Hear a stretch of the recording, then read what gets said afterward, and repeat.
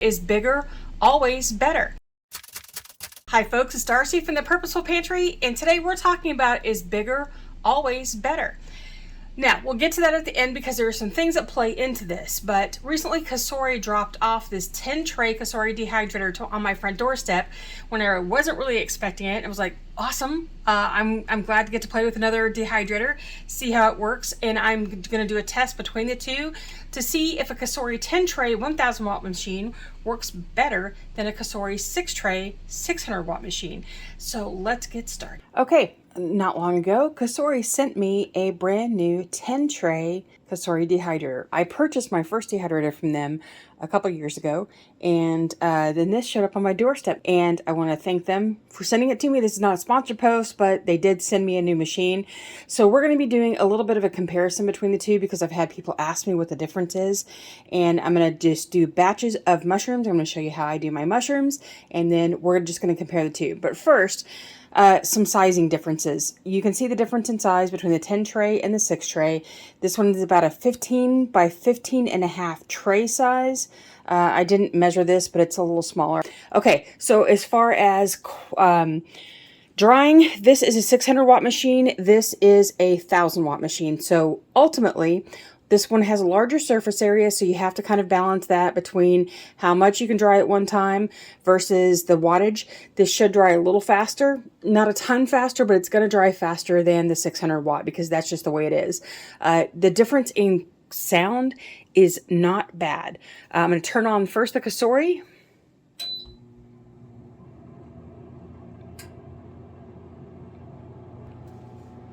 Then we're going to turn on the large machine when that one turns off.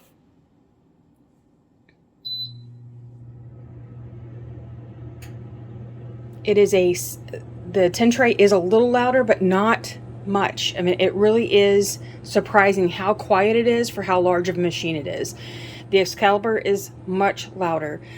That's the difference between the two. I mean, ultimately, there's not much. Oh, the one thing that is different, this little lip here to keep our dehydrating sticker. I mean, this is actually the dehydrating magnet. This strip is metal. This strip is plastic. It's the only thing that isn't metal here, the way that it is on the Cosori. So either you'd have to get the sticker that's like this to put on here, or you can just put this on top where it's available here, or like I usually do, which is have mine just attached here to the side that I can glance at it if I need it. So those are the big differences here. So let's get started on the mushrooms, and we can do a little comparison about how they dry in the machines. So I wanted to show you the difference between the two trays. This is the Cosori 10 tray. This is the Cosori 6 tray. You can see the difference here between the sizes.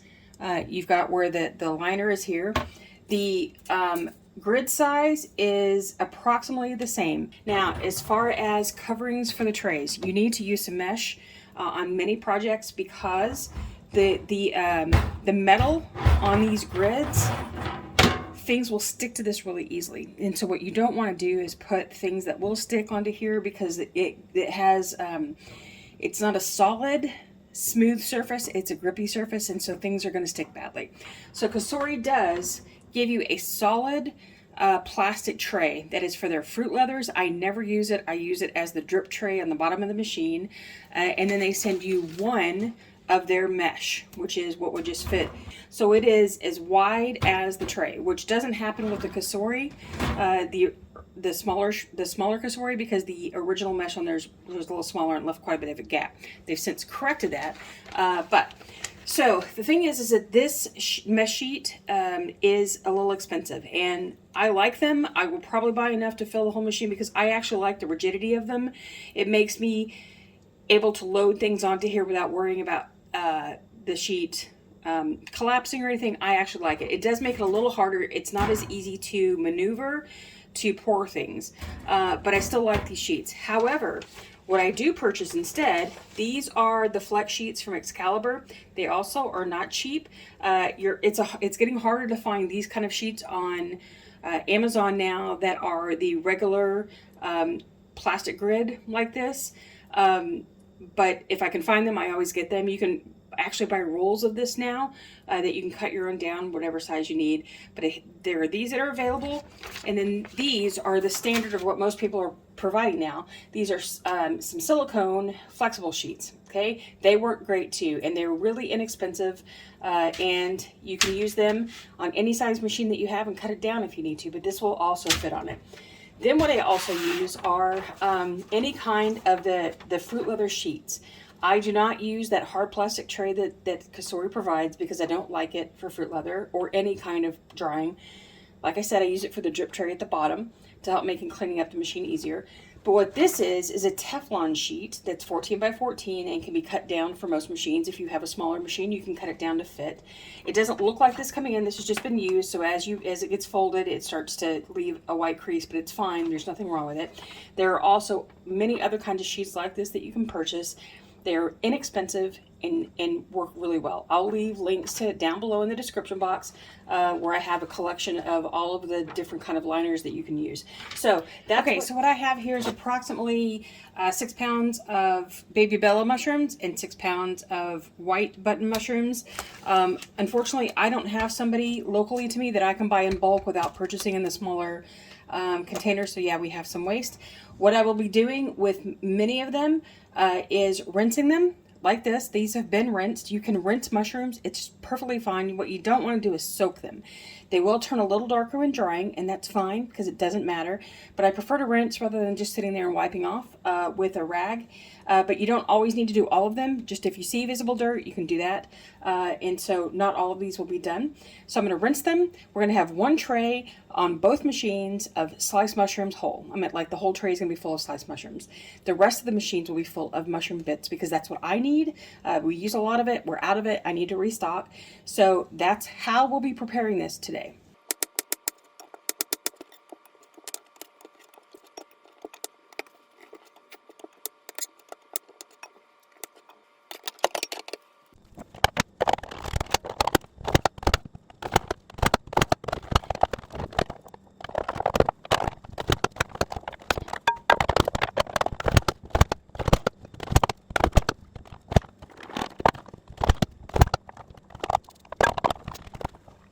And yes, it's messy, but we have about 6 pounds, I'm going to say 5 pounds of mushroom bits. This is what they look like after I've gone with them in through the full star chopper that I use, and I get them to this size. They will shrink down much smaller than this to be used in cooking and everything else that I do.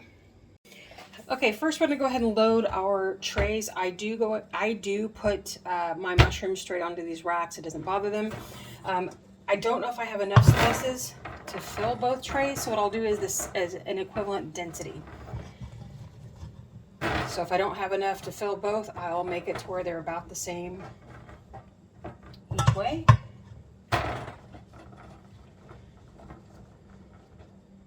And yeah, the glove is because I nicked myself on my full star chopper trying to clean the blade. All right.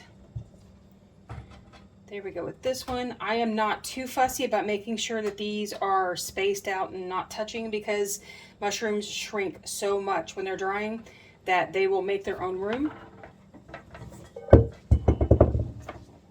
This is going to work just fine.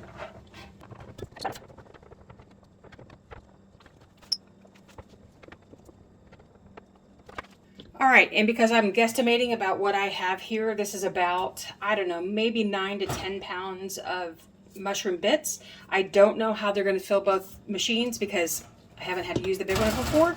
So what I'm going to start with is 3 trays out of each machine of just the bits, and then go from there and adjust as I need to.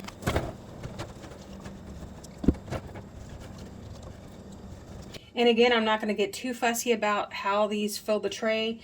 They will shrink up a lot, so they don't need to be perfectly flat in one layer. They will shrink up, they will make their own room. There are things that you do want to make sure they have room because they're dense, they have a lot of water volume, they have a lot of sugar, they need that space. Mushrooms are not that thing.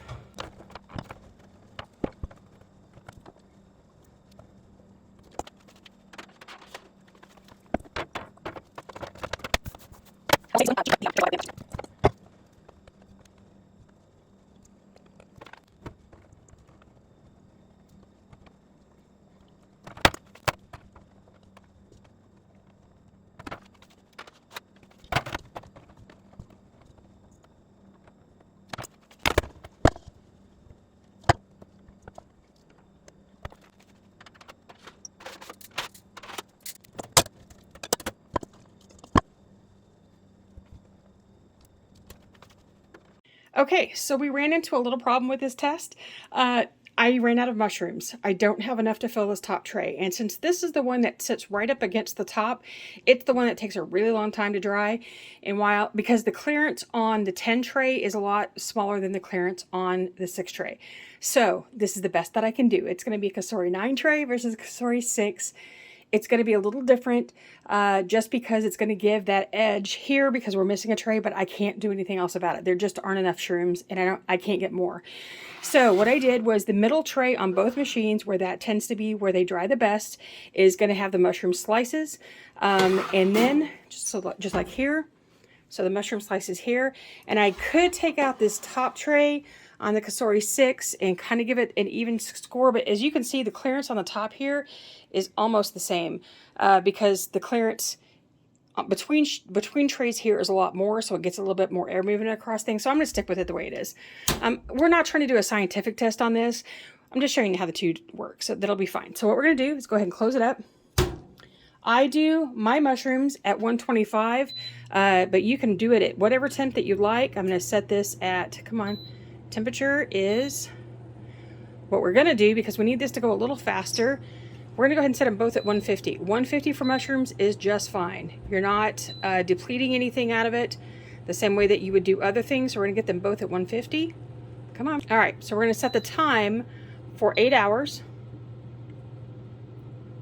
And that way we're getting a good time check to say at 8 hours, we're going to check both of these to see how they're working.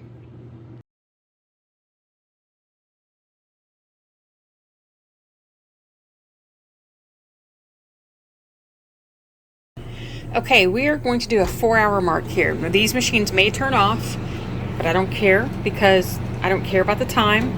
We're going by the clock, not by the timer. And I wanted to show you what it looks like after 4 hours. Now, I'm going to preface this by saying that I probably piled on these trays a little thicker, a little more dense than I did the 6 tray. But here we go. This is what it looks like after 4 hours. The slices are nowhere near ready to go. They're still pretty soft, okay? But I did notice that the edges were drying much faster than the middles, okay? Because the way that the air is moving across the trays. So all I do when you see this happening is just go through here and you can spread things out to try to give them more room in the middle. And if you wanted to, you could rotate the trays front to back, because you may see that it dries more in the back than it does in the front. This is not the case today with these. I also wanted you to see this tray where we've got definitely drying more on the outside than the inside. Okay. Here, this still has some bigger chunks in it because it was the very bottom of the bowl when I had used a larger square on the vegetable chopper. And then this very top tray is actually drying quite quickly, which may be partly because it's not as dense, but surprisingly it dries faster. That's not always the case when you have not a lot of clearance, but there you go. So that's this machine. Okay, now here's the thing: bigger, more wattage is always better, right? Not necessarily. Now, looking at these trays, I did do them less dense, so that's going to have played a big part in it. I didn't consciously do the density differently. I think it just happened that way because I was trying to be careful to make things stretch. So less dense is going to make it dry a little faster. If you pile it on too high, it's got more to move through. But I'm still surprised at how much more quickly the 6 tray has dried this stuff than the 10 tray. And even the mushrooms, while they're still not done, I'm finding some that are more, definitely more dry. Okay, we are at the less than 15-minute mark from 8 hours, which is what I said it originally. I knew this could take anywhere from 6 to 12 hours to dry. I always dry long, just in case.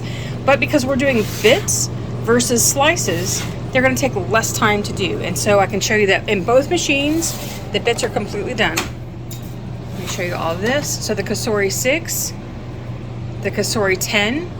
So we are, the bits are completely dry. Now what I did was a few minutes ago, I pulled out slices from the machines because you want to let things cool off for just a few minutes before you test. I usually try to give it about 5 minutes. And what I found is that almost all of the slices are finished on the Cosori 10, except I found one that wasn't. I thought, okay, no, if one's not dry, they are not dry. You need to give it more time. You can't assume that one's not dry, but everything else is. So the samples that I tried in the Cosori 6 are all fine. However, I do always give things extra time to dry because I need to make sure things are fully dry before we even start talking about going into conditioning and storing, because things always take longer than the books are going to say. So we're going to give it that time. So let's talk about the results and why they happened the way they happened. Okay, so when I first started this idea, I thought I'll load each machine with as much as I can put in for each machine. They'll work as they work, and then we'll see what happens at the end. What I did find out is that as I loaded the trays onto this Cosori 6 tray, I didn't do it quite as densely, as much stuff on it as I did the 10 tray, because by the time I got this one loaded, I started loading this one thinking it'll be fine, I'll just load them, and I realized that I did them a little more densely, okay? So that affects the final outcome. Also, as I chopped all of those mushrooms that I did, I realized that what happened was that I put more of the white mushrooms in the Cosori 6 than I did in the Cosori 10. Now, should that make a difference? Maybe not, but I think it did. So that plays into it as well. Okay, so the final thing that happens with these machines. So now let's talk about the final factor of this, which would be the cubic drying space that each machine has compared to the watts. And I'll look over at my notes so I don't get this wrong as we figured out the actual numbers. The Cosori 10 tray has 2,925 cubic inch drying space, and the Cosori has 1,404. But when you compare that to the actual wattage that they have and the space they're trying to dry, the Cosori 6 tray actually comes out to 0.427 watts per cubic inch, where the Cosori 10 tray has 0.342 watts per cubic inch, which means that if you're going by just efficient drying time, the Cosori 6 is a better machine just for the efficiency of the dry.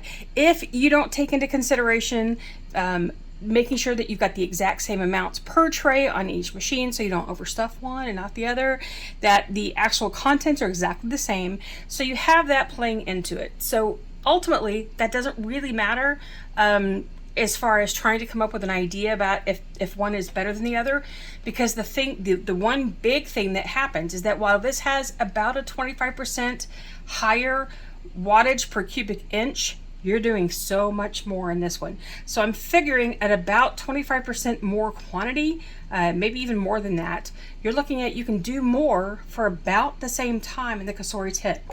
Now, this doesn't mean that I want to tell any of you that if you chose the 6 tray that you've made a bad choice and the 10 tray was, you wish you'd waited for the 10.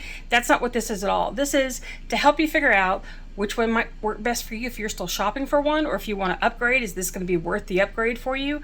And just to compare the two and how they work. Overall, they're about the same. Okay, so they both work well. There's no big difference between drying in the 6 tray versus drying in the 10 tray. The real factor here is the quantity that you can get done at one time. You are going to pay a little bit more for the 10 tray, but of course, Cosori is working with us with the Purposeful Pantry community, and down below in the description box and up here in the iCards, up here in the iCards, whichever way I'm facing this time, I will put a link for the Purposeful Pantry specific discount for you if you're interested. But again, this is not to try to say if you chose the 6, maybe that was a bad choice because the 10 was the one you should have made. You're good either way that you choose, okay? So be happy with what you've got. This was just a demonstration between the two and to lead a little bit to what's about to happen next. So before we get started with the giveaway, because that's what's coming, let me say thank you. Thank you for being a part of this community of other people who like to make food mummies.